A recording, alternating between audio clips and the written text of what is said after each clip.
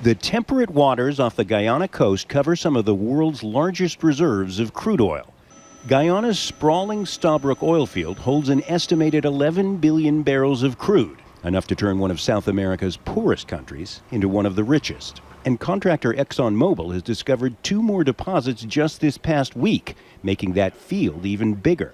It's big on an international scale, a global scale, as far as the conventional oil and gas resources being found around the world in the last 7-8 years.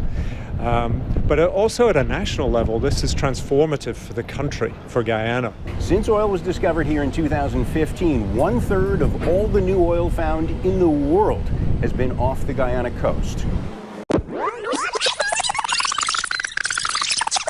The U.S. says it'll conduct joint military flight drills within Guyana as tensions rise with neighboring Venezuela over territorial claims.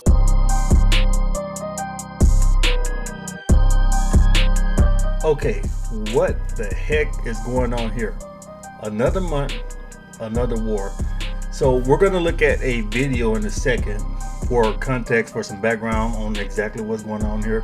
But the bottom line is, Venezuela, who's America's biggest headache in the Western Hemisphere, one of the few countries that doesn't capitulate and bow down to the United States, is talking about invading Guyana. Really, they're talking about land that's allegedly already theirs.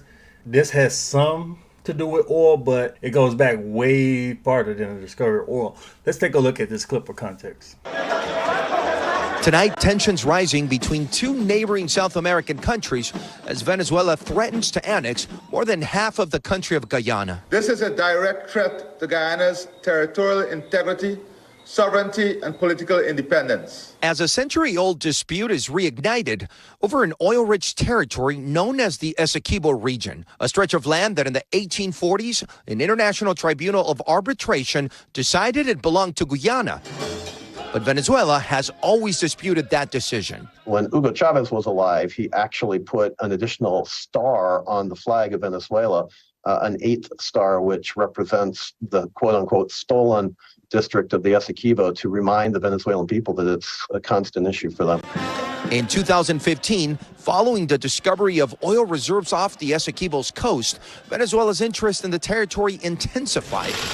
Venezuela's Nicolás Maduro holding a referendum vote this week, with a majority approving to claim ownership over the Essequibo. Maduro also asking the Venezuelan state oil company to begin drilling.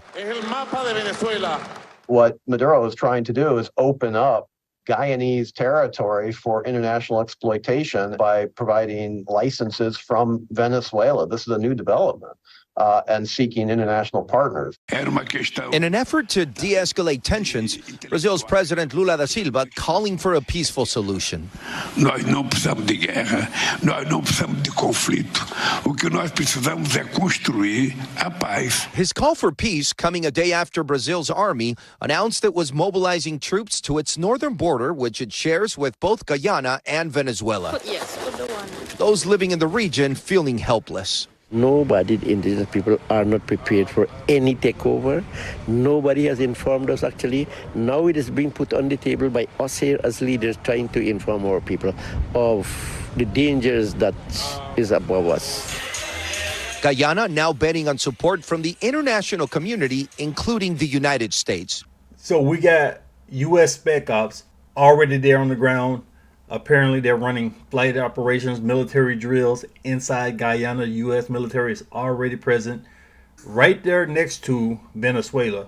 Basically, a show of force against Venezuela to intimidate them, because America's biggest military asset is reputation, is intimidation. If we can subdue a nation without having to actually fight them, if we can make them surrender, if we can make them negotiate on favorable terms for us without having to actually attack, then that's the best case scenario. Now, I say it's the best case scenario because that's where we lose the least amount of lives, but it's also the best case scenario for the United States because, for one, the United States is not as strong as it's made out to be. It's not as strong as their reputation makes it out to be. Very, very powerful nation, a superpower, but not capable of completely dominating the world, fighting multiple wars on multiple fronts. So The United States needs to intimidate Venezuela, make them back down if the threat is even real. Because you're already supporting Israel, you're already allegedly supporting Ukraine. You've already really lost in Ukraine. The generals over there admitting it. The public in Ukraine already know the truth. Zelensky and Biden won't admit it. The Democrats and Republicans, all of these pro-war people, all these people who hated Putin and wanted to put Putin out of office, who vastly miscalculated on what the hell they were doing in Ukraine. All of these people, they can't afford another war. You've already lost your proxy war. You're already running out of missiles, as Biden admitted they ran out of missiles in Ukraine. You're already stretched thin trying to support Ukraine and Israel. So you can't be in South America trying to fight a war on another front. But you saw in the clip this gigantic piece of land, which is about the size of the state of Florida, that they've been fighting over this land for 100 years, but it kind of quieted down. Then some years ago, ExxonMobil said, hey, there's oil up the coast of Guyana. Some people are saying the president of Venezuela, Nicolas Maduro, he has an election next year, so he needs to start some type of conflict. He needs to look tough. He needs to look like he doesn't care about what the United States thinks, and he needs to secure some money and some oil and some land in order to hold on to power, because a lot of people in his inner circle are worried that he's going to be ousted from power next year, and a lot of them are worried that countries like the United States could be meddling in their local elections to make sure that he's ousted. So it could be something to do with that. But here's the thing about this whole thing going on between these two countries, Guyana and Venezuela. Neither of these countries prepare for war. So Guyana, we look at Guyana, they have an active military of about 4,000 people. 4,000! You have an army of 4,000 people. Now remember, the country is a decent sized country, but they have less than 1 million people in the entire country. Your military is ill-equipped. I always worried about these countries. I looked at some of these countries in the Caribbean, these countries in Central America, these tiny countries, South America, and even other parts of the world. You have these very small populations, very small military, tiny GDPs. Your resources are very small. And I always wonder, what the hell would one of these weak, tiny countries do if they were attacked by a large power? What can one of these countries do, like one of the Caribbean islands? You just some small population, small GDP country that the major world powers don't care about. What do you do if somebody attacks? So Venezuela has an active military. Apparently they can boost their military up to almost 250,000. Venezuela has a population of almost 29 million people. Guyana is under 1 million. So way more people, way more manpower. Venezuela's military is way more capable than Guyana. So basically it's a landslide. Venezuela itself, that military doesn't seem all that strong because their equipment is old. They haven't put a lot of money into it. Their training seemingly is inadequate. And then you have all of these people trying to get the hell out of Venezuela. You know, the hyperinflation, the socialism, Maduro basically trying to be a dictator according to Western media out there. So the country doesn't seem to be in a state where they can even wage war. But I take all this information with a grain of salt because Western media is full of propaganda. They try to frame countries, the image of countries, in the way they see fit. They said, oh, well, Putin is trash. The Russian military is terrible. They are the second strongest army in Ukraine. And they said all this thing. They brought on 4-star general, retired generals talking about, oh, the Russians, they don't train. Their equipment is falling apart. They don't know how to run logistics. And NATO sits here, coaches Ukraine, sends billions of dollars. They spent more on this war than what Russia spends annually on their military. And they lost. For a country that was backwards, the generals were dumb and corrupt. The soldiers had no idea. They didn't even want to fight. They hate Putin. For a country in that state, how the hell did they beat NATO in their proxy war? NATO made Ukraine the largest military in Europe, equipped them with all types of fancy gear, gave them all this intelligence, gave them the best information, the best training from allegedly the best military in the world. They got all this coaching, all this training, and they got beat.